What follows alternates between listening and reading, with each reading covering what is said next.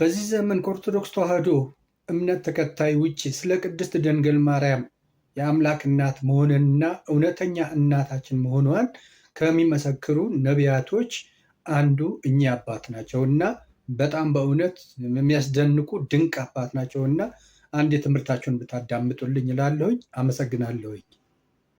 በቋንቋ የማይገለጥ ፍቅር ነው። እኔ ወስደዋለሁ።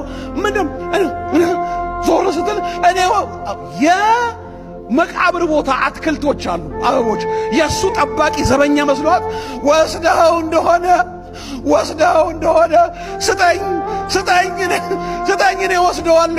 ስጠኝ እኔ ወስደዋለሁ። ማርያም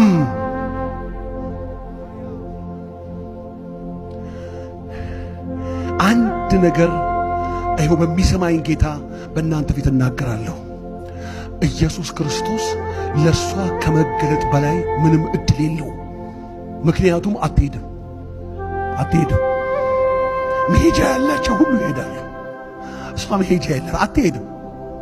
ስለዚህ ያለው እድል ምንድን ነው? ያለው እድል ለእሷ መገለጥ ነው። ማርያም ዞር ስትል ኢየሱስ ክርስቶስ ነው። ረቡኒ አለችው። ረቡኒ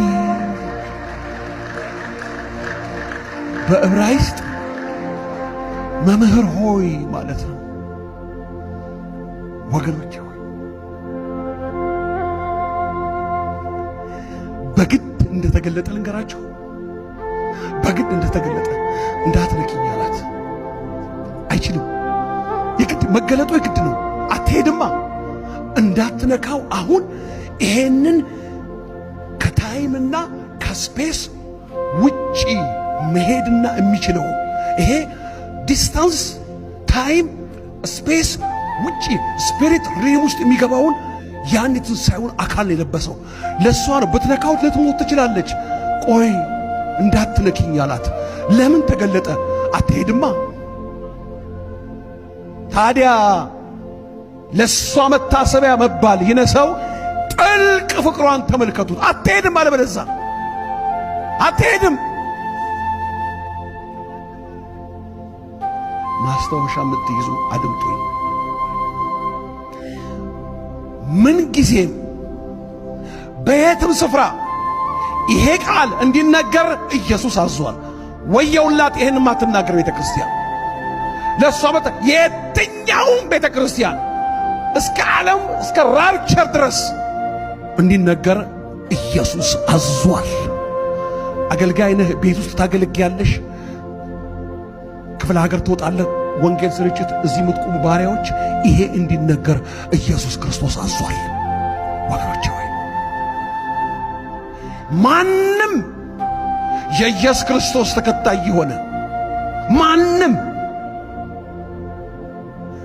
ማንኛችንም የኢየሱስ ክርስቶስ ተከታዮች የእውነተኛ ፍቅርና መሰጠት ምሳሌነትን ከማንም አይደለም ከእሱ እንድንማር ይፈልጋል። ለኢየሱስ ክርስቶስ መሰጠትን ከማንም መማር አንችልም። ኢየሱስ ነው ያዘዘው። የእውነተኛ ጥልቅ ፍቅርን ከእሷ ነው የምንማር። ምን አለ? የእውነተኛ መሰጠት፣ የእውነተኛ ፍቅር ማንም ክርስቲያን መማር የሚገባው ከዚህ ሴት።